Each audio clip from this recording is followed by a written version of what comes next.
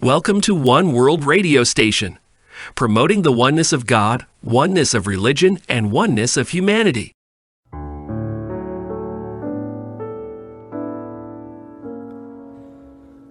Lauded be thy name, O Lord my God.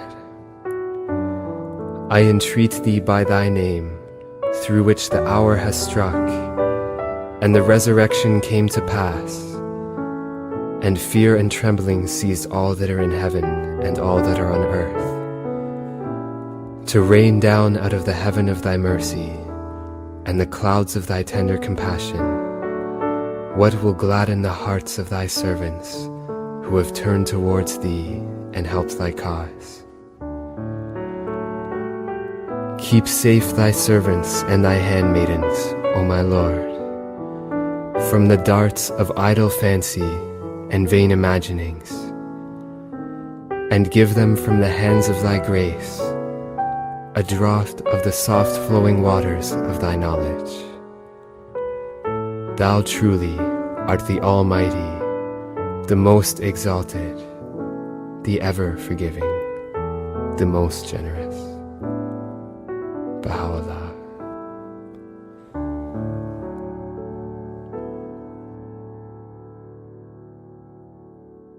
You are listening to OWRS.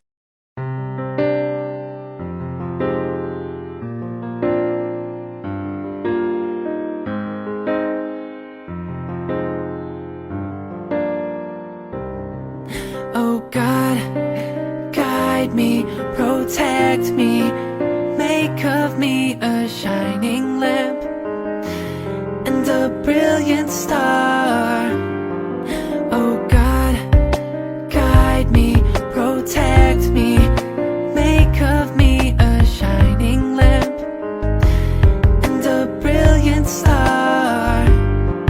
I was given my name and placed in this family, told what to think in this life that they've handed me. They say they're right, but deep down I know that they are wrong. So I gotta stay strong and keep holding on. But it's hard when it feels like I've got no voice. I'm treated like a child, so I've got no choice but to turn to my friends who make me one of them. The pressure never ends, oh God. Oh God, guide me, protect me, make of me a shining lamp and a brilliant star.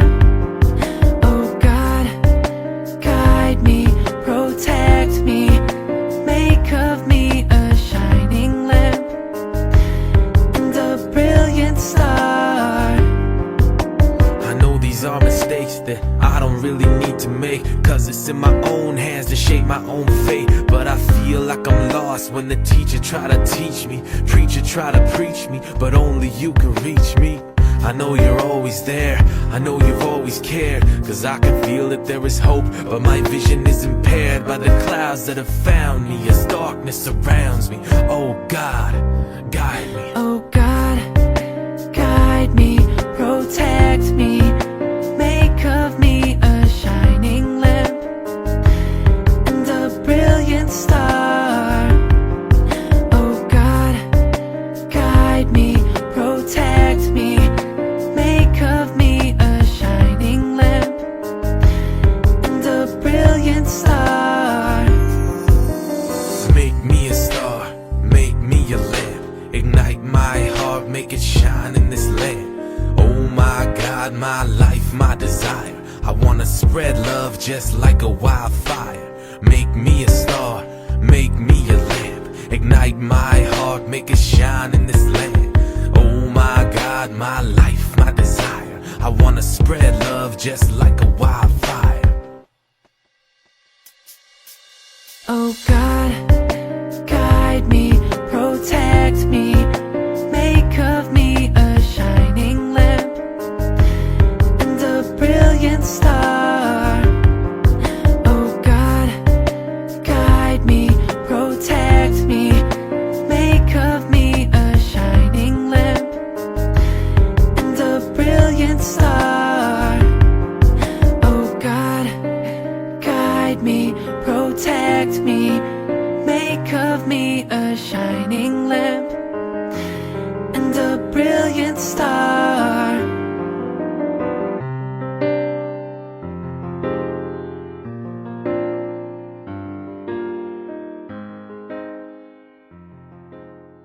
Thank you for listening. Visit our website at oneworldradiostation.org. As a consequence of social and economic responses to the coronavirus, many youth are facing an uncertain future. It has become more challenging to access schooling and employment, and the power of friendship and peer support can be diminished by social distancing requirements. As we look ahead to rebuilding society, what do we have to consider to open up new opportunities for young people to take their place and contribute constructively to making a better world? How can young people support each other to navigate this new environment? How can they overcome the obstacles in their path? You are listening to The Public Discourse, a podcast by the Baha'i Community of Canada's Office of Public Affairs. This episode is part of the mini-series Rebuilding Together, where we reflect on the principles that can help us to build a post-pandemic society. This conversation features Delaram Irfanian talking with Tanika MacLeod, a young entrepreneur, and Ashraf Rushdie, who works with the Institute for Studies in Global Prosperity. They discuss how young people are adapting to the conditions created by this health crisis and the ways in which they can help to lead processes of social transformation.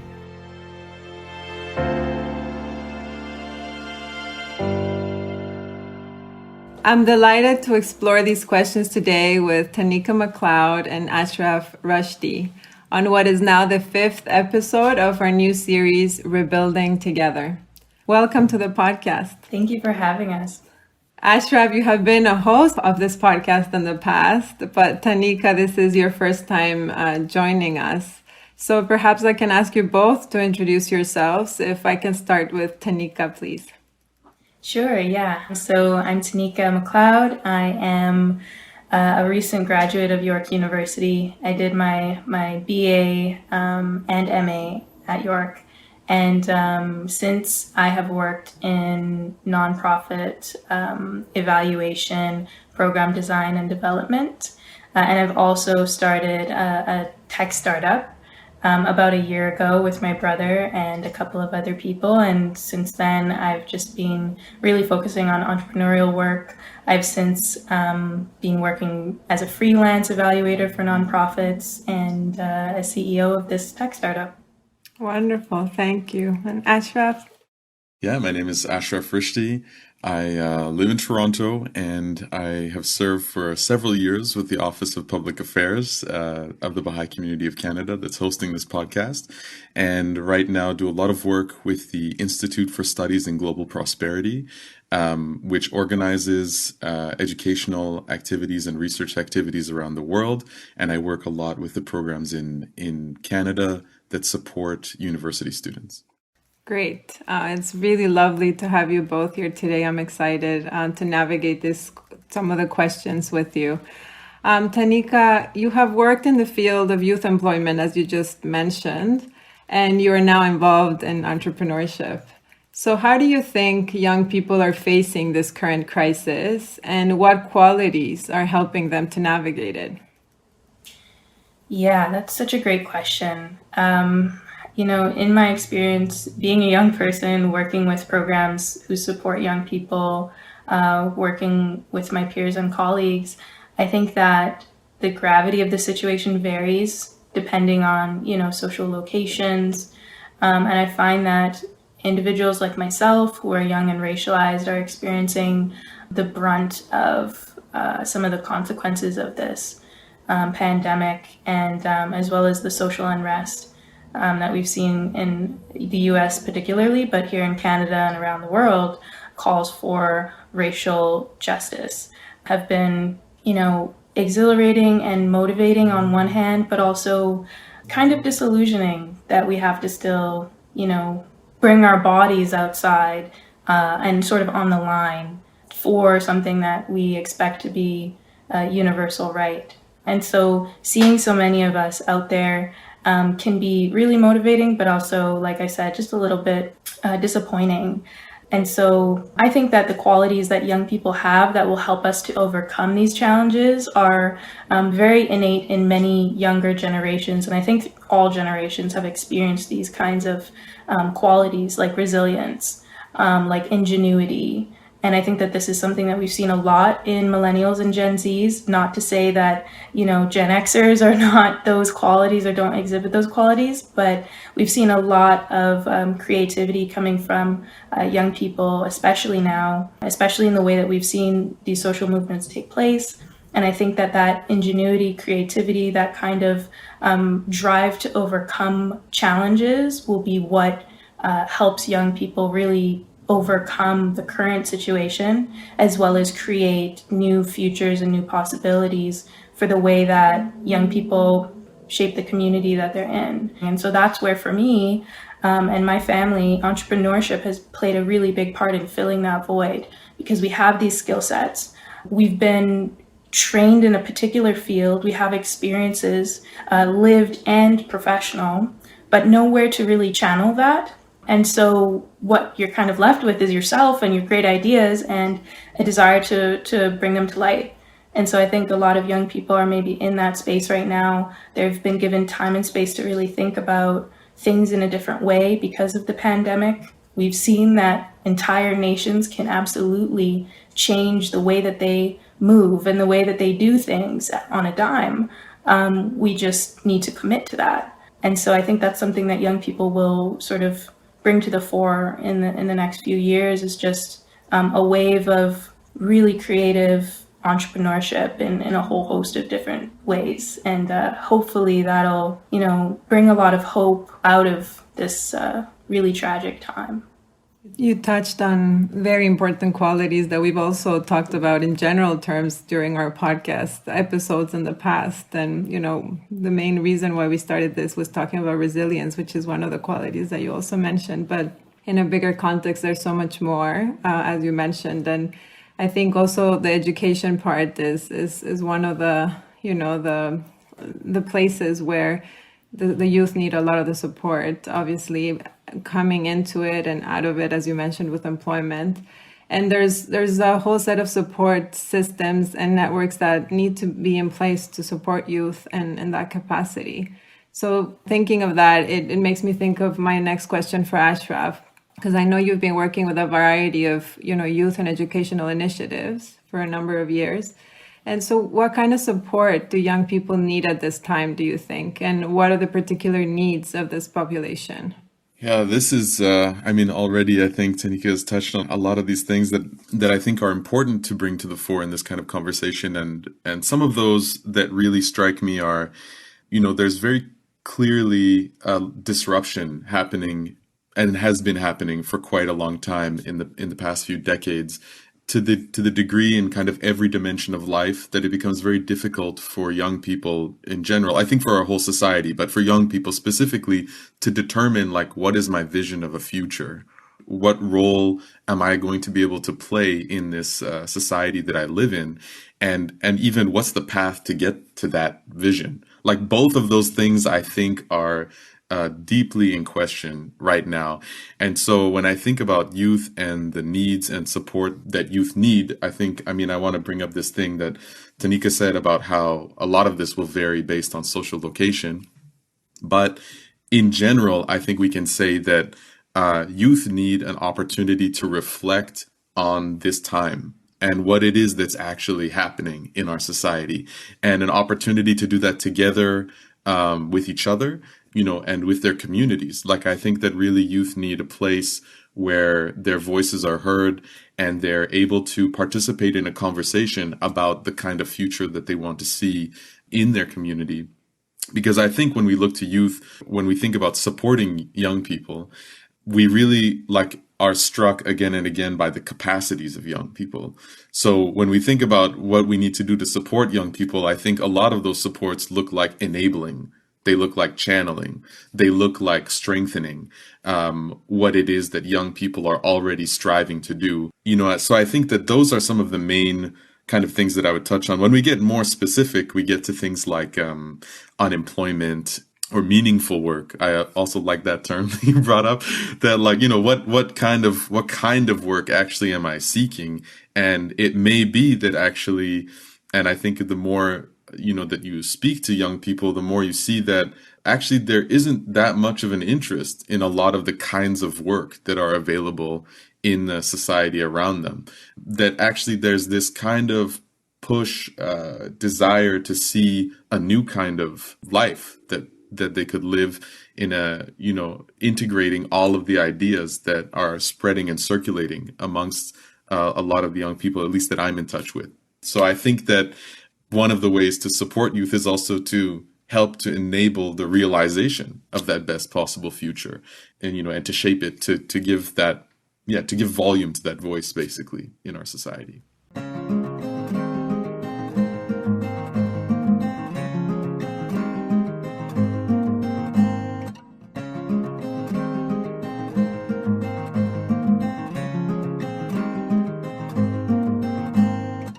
The world is dark, so where to start? We gotta find light in the heart. Sowing love, sowing flames, sowing seeds in the hearts. But his name never changed face to the same grace that we all pray. Every word ever heard from divine is the same. Another day, again I pray that every soul may find a way. When I'm feeling love, when I'm feeling pain, I remember God, and then I say, another day, again I pray, within your shade is where I lay. When I'm feeling love, when I'm feeling pain, I remember you, and then I say, Ya Baha'u'llah, Ya Baha'u'llah, Ya Baha'u'llah, Ya Baha'u'llah.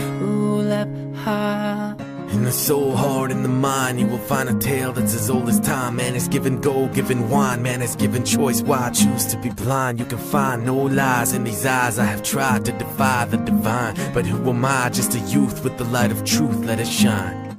Another day, again I pray that every soul may find a way. When I'm feeling love, when I'm feeling pain, I remember God, and then I say, another day, again I pray, within your shade is where I lay. When I'm feeling love, when I'm feeling pain, I remember you, and then I say, Ya Baha'u'llah, Ya Baha'u'llah,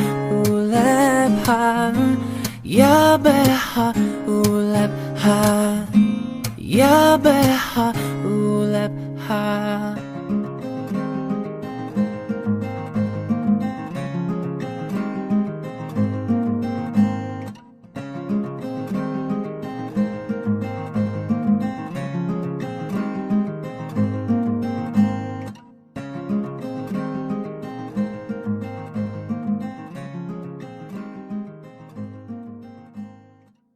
Volume to the voice. I love that.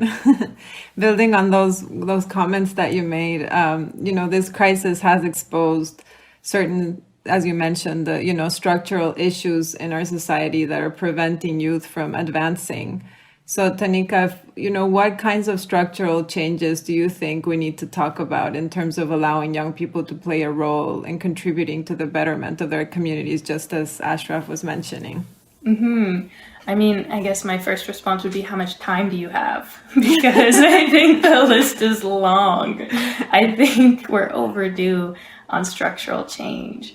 I think that structural change has, for some reason, developed a kind of negative connotation over the years outside of social justice circles. And so I think in terms of structural changes, we really need to change the way that we are preparing young people for life and how we are describing what life is meant to be. It shouldn't be that you are intending to just work a 9-to-5 job so you can pay your bills and then retire at 65. I just completely disagree with that kind of logic. I think it should really be about chasing what makes you happy in a way that is sustainable and safe and responsible. And that right now isn't really being promoted. And so I find that there are a lot of young people around my age who are just finishing their degrees and feeling a kind of crisis. Even my friends who have gotten into law school, some of them, they're finishing now, and they're like, I don't know if I want to work at this firm. And I just got these really expensive degrees, so I feel like I need to work at a firm, I need to practice law, but honestly, I don't know if that's for me. And so I think that what might help to really amplify those voices of young people is to fundamentally change the way that we prepare them for life, right? So that it's less about you need to fix yourself for the labor market and more about what innate qualities do you have that could actually benefit society writ large. And that is what we're working towards, not so much creating these, in a capitalistic sense, well-trained laborers.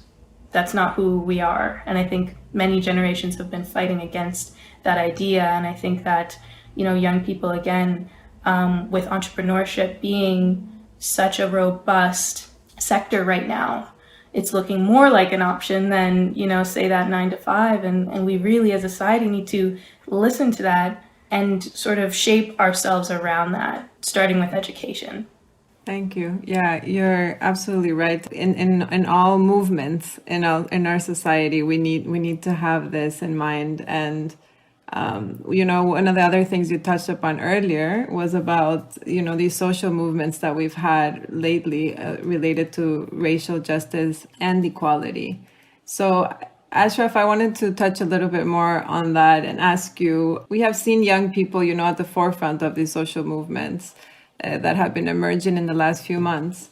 And so how do you think this energy and vitality that, we were just discussing with Tanika as well, can be channeled into enduring social transformation? Because ultimately, this is what we, as we talk about the change that we want to create in our society, from the purpose of what we go into to, the results that we're able to see in our society from our own actions. How do you see that? I think that one thing that comes to mind, which was also mentioned earlier, is this idea of hope.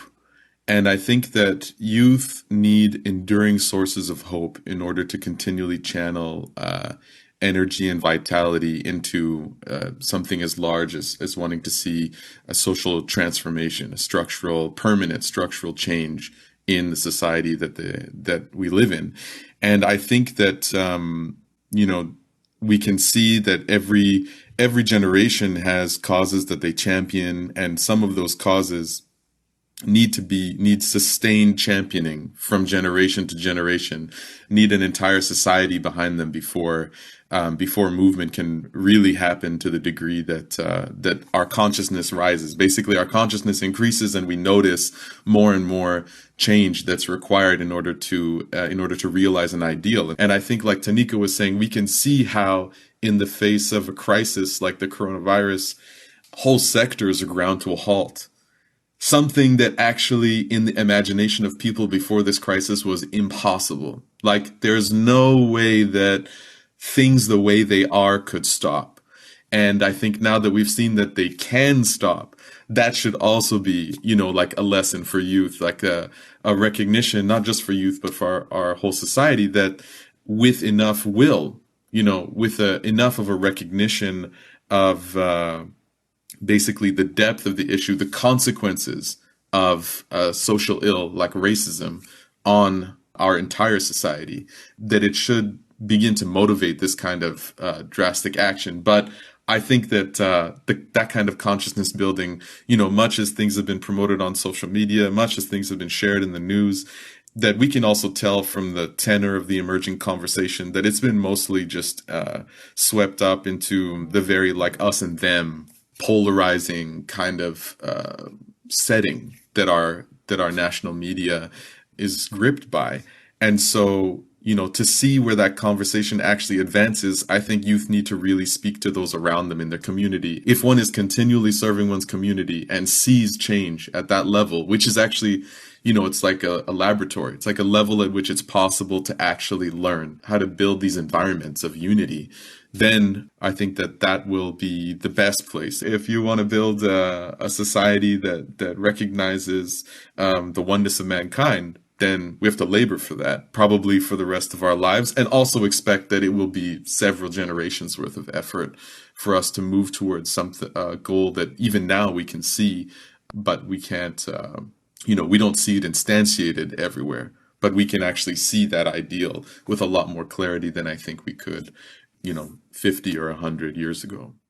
This makes me think of the fact that, just as you mentioned, within history, we've always seen that youth can move the world, truly, when they get together with that energy and vitality. But as you mentioned, I think wanting to give all the structures and opportunities for them to perhaps even just be able to use that within their own communities and neighborhoods, like you said, and have that grassroots change and learning and experience would be a very big step towards some of these other changes that we've talked about, not to be redundant. But that brings me to also, because we've been talking about how young people can become these protagonists of change, as I mentioned at the beginning, and this can be in their communities, obviously. Youth also need mentorship and support. So Tanika, what kind of mentorship do young people need to contribute constructively to their communities? I mean, Ashraf just touched on that a little bit, and what do you think about that? And what do you think is the role of intergenerational relationships in this process? Yeah, so I mean, everything that Ashraf said, I resonate with so deeply, because I think, young people, so those who are critically conscious and active, are trying to cultivate transformation at the local level, and not really seeing the supports or really knowing how. Social media is the most readily available tool, but not always the most effective. As Ashraf was saying, I totally agree. It's what needs to happen is this kind of local, smaller, sort of micro activism or push for transformation. And so just speaking in my experience, especially even with our health tech startup, a lot of the reason why we started that was for a social purpose. We founded this startup over a year ago, and we never would have imagined that coronavirus would essentially dominate the world right now. And so for us at the time, it was about recognizing a problem or a gap in our health system in Canada, and desiring to improve that for people who, like us, maybe have experienced or have been a part of healthcare in some way in a long-term capacity and have been disappointed by that experience. Since then, this desire has really blossomed into a whole host of social initiatives, one of which being to show young people as well as others that there are other ways you can start and run a corporation that don't require or depend on the hyper exploitation of human beings, natural resources, etc. And so for us, that has been an area where we have tried to evoke some kind of transformation. But at the same time, we don't really see too much meaningful mentorship in this area.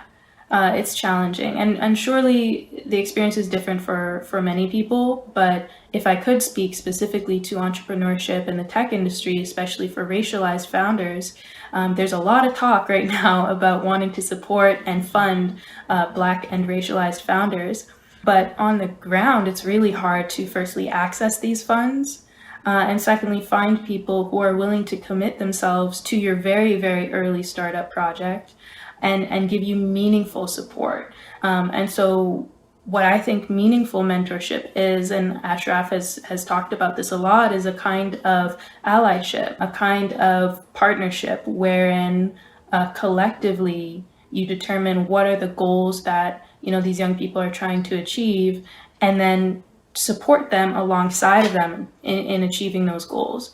So I think that the purpose really needs to change and be less about the program or the activity or the initiative that the mentorship is under, and more about the individuals themselves and just really meeting them where they're at and supporting them in leading their own futures.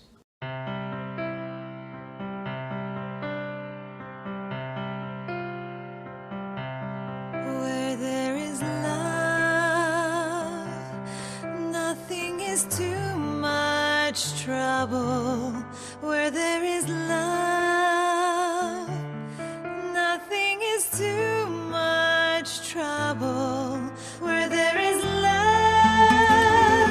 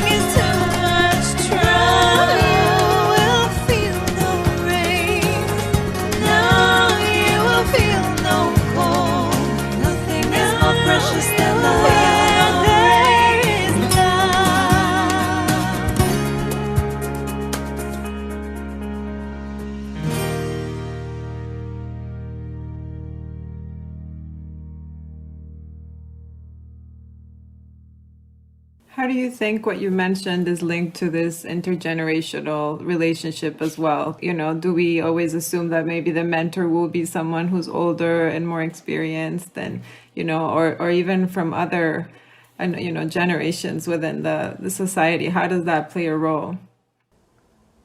It's interesting because in my experience, I have had and participated in more peer-to-peer, similar generational mentorship than I have intergenerational, though I would love to have more intergenerational mentorship. I think it needs to be a combination of both. I think that young people should be supported in supporting other young people. I have colleagues and friends from my undergrad who we still stay connected and support one another through whatever it is that we're, experiencing in life, professionally, otherwise. But intergenerational mentorship can be extremely valuable in that, there are life experiences that fundamentally shape the way that you understand the world. And sometimes it just takes a bit of time to get there. Well, I have to say that I'm sure many youth will feel inspired, hopefully listening to everything that you have shared, the things that you're going through. And I'm inspired to know that you're viewing things in this way and experiencing in that way, and that you could also, look at mentorship in this different way, which could be more like accompaniment, like, really being there for someone and walking hand in hand and learning together, not necessarily only, being a teacher and a student, but learning together and walking together, because truly we're all still learning and experiencing all these new conditions that you touched upon. And I feel like it's sort of like when we have an ecosystem, right? All these conditions come up and it affects us all in different ways, but we all together can help it, overcome it, and thrive again. So it really is a collective endeavor. And I don't know if there are any other reflections that either of you would like to share as we're reaching the end of our conversation today, but I know there's so much more we could talk about. So if there's any other reflections you would like to leave with us today, be free. Yes, Ashraf. Yeah, just from the comments that Tanika was making just now, I think that one thing that really struck me is in one of the programs that I'm working with university students, there's this opportunity for them to reflect on their perspective on history. And I think that, it's one of those things you were saying is a benefit of intergenerational mentorship. And that's kind of like one-to-one, depending on the mentor, you're going to get a window into like a certain perspective on the development in a community or something like that. But just taking that and blowing it up all the way is, it's sort of saying like our culture also operates in a sort of ahistorical mode. It tends to forget the past.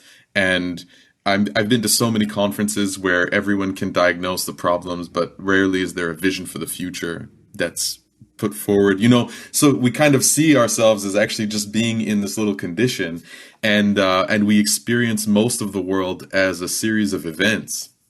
The global pandemic is an event, rather than being able to view the world, which I think, I see in these materials, a lot of the change that it encourages in the thinking in the youth is to be able to view their lives and what's happened in the past and in the future as parts of these larger processes. Being able to view, which I think kind of comes back to those earlier comments about how it is that youth can kind of sustain hope. Like another way is to be able to see what I'm doing as part of a process and what I'm contributing to as part of a process that's been ongoing before me and will continue after me. And I'm doing one part in it now.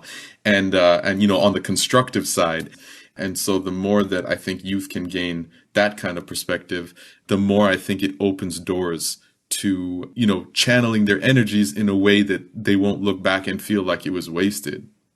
Because that's another thing that youth can also learn by looking at older generations. Just, this thing of the history again is just, when we look at people who are at the end of life, some look back with pride and joy and happiness at their accomplishments, and others look back with sincere regret over the kinds of things that they didn't do. And I think that it would represent the kind of maturity that I think we need for young people to be able to look at their life in the moment from a perspective of a whole life lived. Yeah, I have to agree with Ashraf on so much of that because especially the importance of history. And as you mentioned, it's a lot of work to sort of re-educate ourselves on our history. And I think that, part of the issue here is, supporting young people and encouraging young people to learn that history on their own. And then the other side of it is encouraging our political leaders to support these institutions in changing so that they are intended to do that, so that youth and young people don't need to re-educate themselves on what our history is, right? And so I would say take a bit of time out of that Netflix, out of that social media time, to really learn and relearn what has gotten us to this point. What social relations were like 20, 30, 40, 50, 100 years ago. How have they developed? How have they changed? Our civil rights movement, it feels like, has this kind of erasure in our society, especially in younger generations. Like, really, what were the principles? Who were the leaders? What did they write about? What did they care about? Are we just repeating a lot of the same arguments? Are we innovating upon them?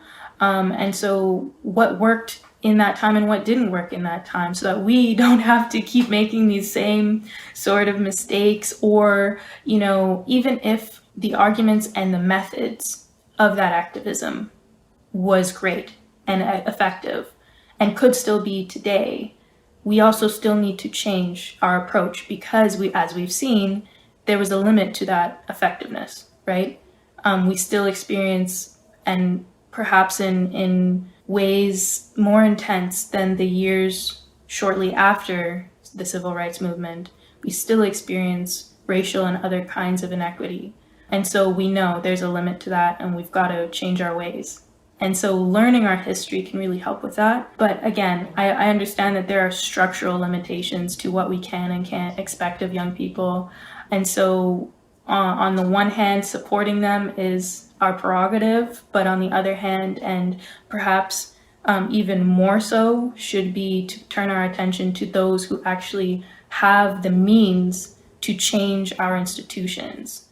Fundamentally is also part of it, part of our work.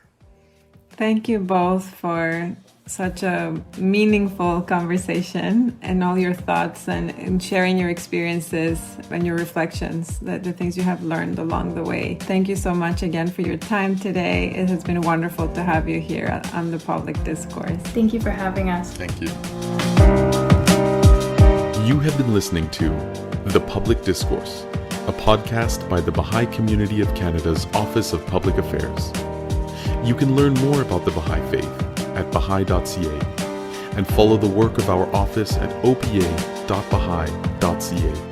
where you will find links to our social media handles on Instagram, Twitter, Facebook, and YouTube.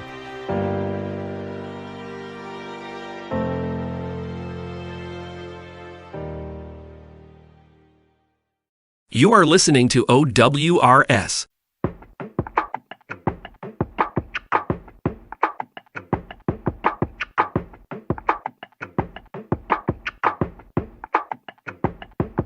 A 16-year-old girl living in a land so cruel. She said, "This is where I've got to be." Taken in the night, her heart full of lies. She said, "This is where I've got to be." How can I tell you? How could she be so young to know the truth in all her dreams? To stand before them, to hear them say, "Save your life and throw your faith away, all away." Mona with the children, send your love to me, and all around the world we'll be dancing. Every precious moment will be free.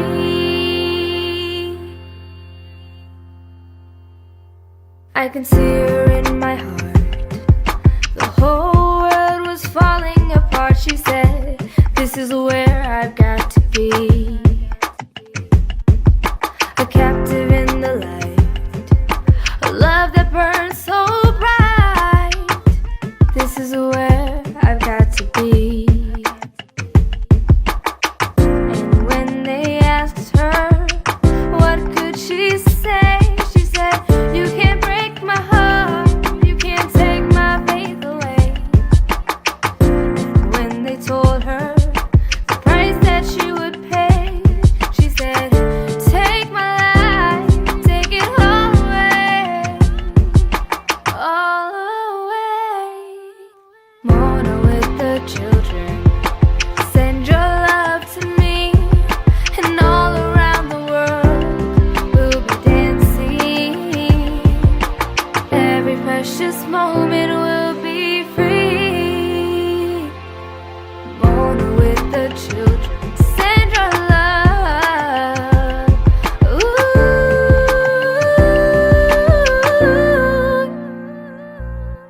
Every precious moment will be free. Thank you for tuning in. You can contact us at info@oneworldradiostation.org. Wishing you health and happiness. Bye for now.